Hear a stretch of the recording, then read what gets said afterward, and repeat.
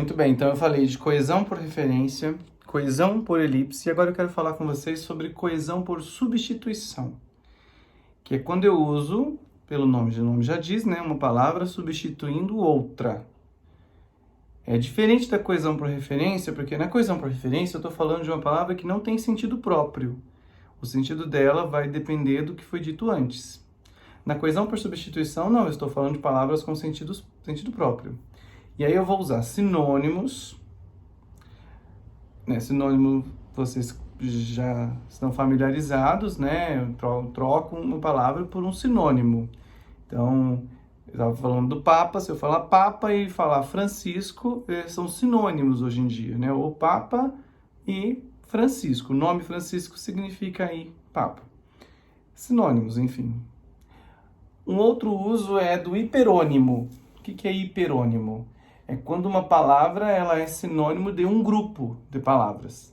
Então, por exemplo, se eu disser assim, a flauta, o boé e o violino, todos os instrumentos estavam com problema.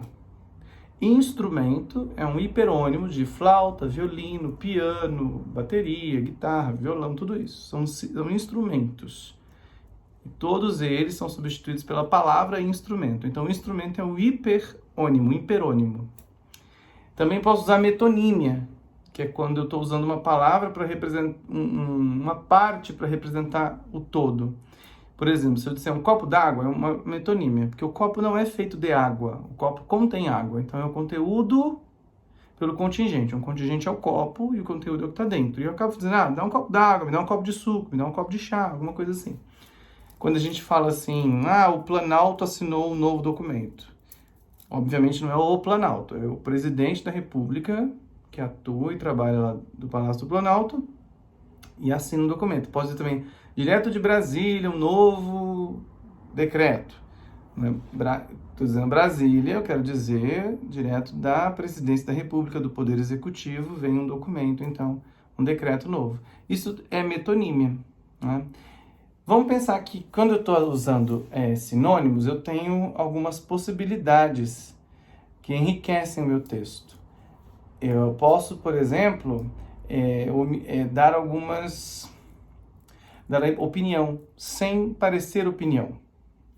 Quer ver? Então, se eu fosse falar do Papa, como eu disse agora há pouco, eu diria assim, ontem o Papa esteve em Moscou.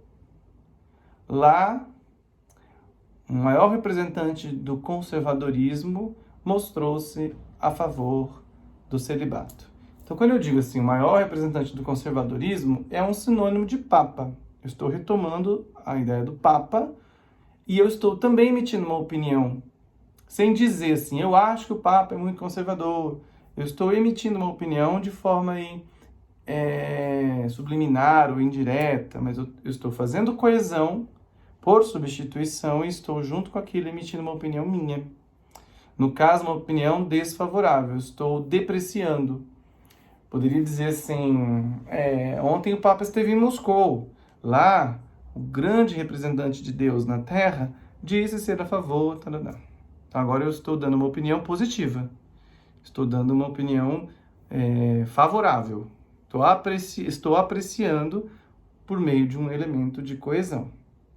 Eu também posso dar informações extras, sem parecer didático.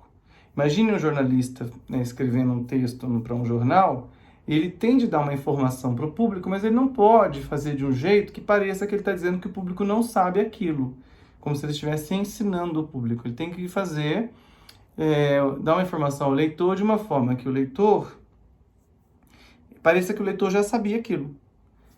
Então, se eu fosse falar assim, Jorge Amado esteve ontem em São Paulo dando uma entrevista. E então, o escritor brasileiro mais vendido no mundo comentou sobre sua obra mais importante, tal. Vejam, eu dei uma informação a mais para vocês, sem parar e dizer assim, vocês sabiam que o Jorge Amado é o escritor brasileiro mais vendido no mundo? Não, eu falei isso dentro do texto. Isso é muito importante. Este recurso é muito legal para vocês usarem na redação do Enem. É muito legal ter essa percepção aí de como é que eu vou dar uma informação ao meu leitor sem parecer que eu estou ensinando o meu leitor, né? Como se eu estivesse julgando que o leitor já sabe aquilo. Eu só vou retomar o termo, então, dar esta opinião, dar esta informação, não opinião. Então, na verdade, a gente tem, quando a gente faz coesão por substituição, a coesão por substituição,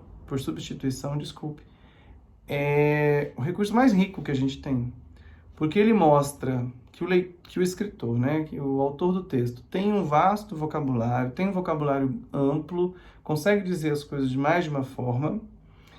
Eu consigo, então, mostrar um vocabulário bom, consigo dar uma opinião sem que seja de forma explícita, consigo dar uma informação extra sem parecer didático, e eu consigo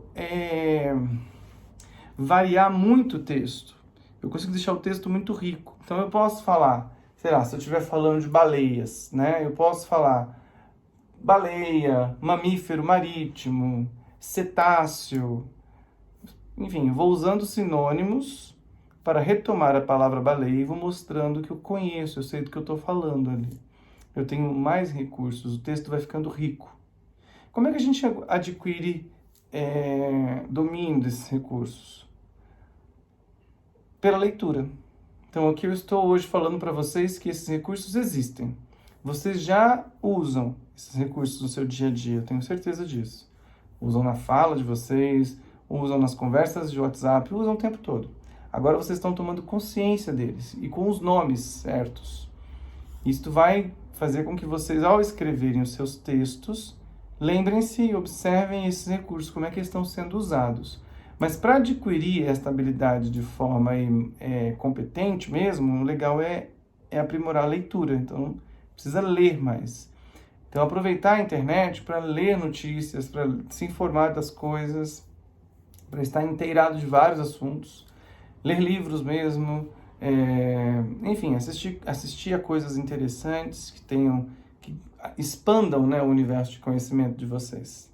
Tudo bem? Falamos então de coesão por referência, coesão por elipse e coesão por substituição. Vamos guardar esses 3 tipos de coesão que vão dar conta de manter o nosso texto coeso, ou seja, que eu fale do mesmo assunto do começo ao fim, sem que eu repita a palavra. Eu repito a ideia, mas não repito as palavras. Eu vou usando os recursos para repetir sem ser repetitivo. Beleza?